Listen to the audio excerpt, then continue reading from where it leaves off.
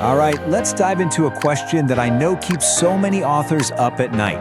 It's that feeling you get after you've poured your soul into a book, and you're met with, well, silence.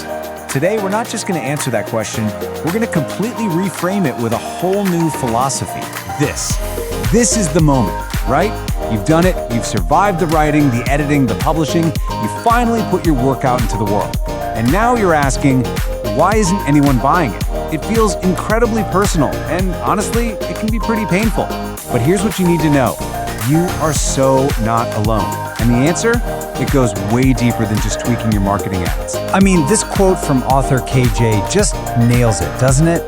The endless second guessing, rewriting the description for the 10th time, that quiet fear in the back of your mind wondering if your story, your voice, will ever actually connect with anyone. That feeling? That's our real starting point today. We're going to move from that place of doubt to a place of real, authentic connection. So yeah, we're tackling this heartbreaking question head on. But listen, let's just park the usual advice about marketing funnels and ad spend for a minute. We're going to look at this from a totally different angle, exploring how psychology, language, and your own purpose come together to create a much more meaningful solution. Okay, first things first, we have to understand what is actually going on in someone's head when they decide to buy a book. Because it's not just a simple click and buy transaction. No way. It's a really complex emotional and psychological dance. This right here is the critical mindset shift. So many of us as authors get trapped thinking we're just selling a product, that every sale is a thumbs up for our identity. But the reality? A book purchase is an emotional exchange. It's all about what the reader perceives the value to be. And for you, the author, it's got to be about offering a gift to the world, not begging the world for validation. Let's really break down what's happening in a potential reader's mind. First, there's the value proposition. In a world with endless options, they're asking, is this book worth my two most precious resources, my time and my money? Second, you're not just competing with other books. You're in a battle for attention against Netflix, TikTok, and a million other things. And finally, you've got the price tag dilemma. It's a tricky balance, right? Price it too low, and it kind of signals you don't believe in it. Too high, and you might push people away. So the takeaway is, your book has to scream its value, clearly and confidently. So how in the world do you communicate all that value? Well, that leads us right to our second key, language. And not just any language. We're talking about something called neuro-linguistic programming, or NLP. It sounds complicated, but it's really just the science of using words to build a direct bridge to your reader's emotions. Just look at the difference here. Learn to manage stress. Okay, it's fine. It's a bit generic, totally forgettable. But what about discover how to find calm in the chaos of life? Whoa. See the difference? That doesn't just describe a problem. It speaks to a deep, universal feeling. It paints a picture. It gives you hope. That, my friends, is an emotional hook. And the cool thing is, you can start using this stuff right away. Step 1, make sure your title, your subtitle, your book description, all of it is packed with these emotional hooks. Step 2, anchor your ideas with powerful images and metaphors. Make them sticky so they stay in the reader's mind. And step 3, and this one is a real game changer. Listen to your audience.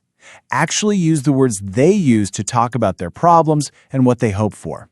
It shows you don't just want to sell to them, you actually get them. This brings us to our third and final key. And this is where it all gets really, well, transformative.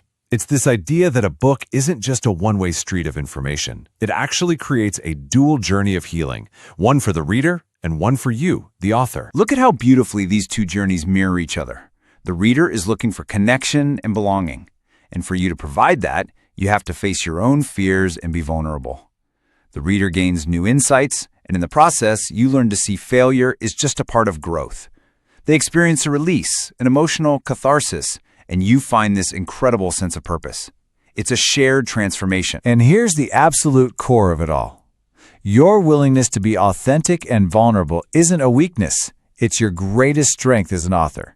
It's the very thing that creates a safe space for your reader to connect with your words and start their own journey. Okay, so we've looked at the psychology of buying, the power of language, and this deep purpose of healing. Now let's bring it all home and see how these three things work together to create something really powerful. It really all comes down to this synergy. When you shift your mindset around money from a place of please buy my book to a place of generosity, and you combine that with language that truly resonates, and you anchor all of it in a deeper purpose of healing, what do you get right in the middle? Authentic connection. That's the engine. That's what drives everything. And that is the ultimate mindset flip. You stop trying to sell a product and you start sharing a gift. When you truly believe that, it changes everything. It infuses everything you do with a sense of generosity and realness that people are just naturally drawn to. So what can you do, like right now, after this? 3 simple things. First, go back and look at all your messaging, your website, your social media, your book description. Does it speak this new language? Second, go deeper with your audience. Don't just think about their demographics, think about their values. What do they truly care about? And third, get out there and focus on building real connections. Share your own story. Be real. Build a community, not just an email list. So I'll leave you with this final thought. Your book is so much more than a product. It's a piece of you. So maybe the question we should be asking isn't, why is nobody buying my book? Maybe the real question is my book ready to be an invitation? An invitation for someone to connect, to transform, and to go on a journey with you. When you frame it that way, you'll find the readers who are always meant to find you.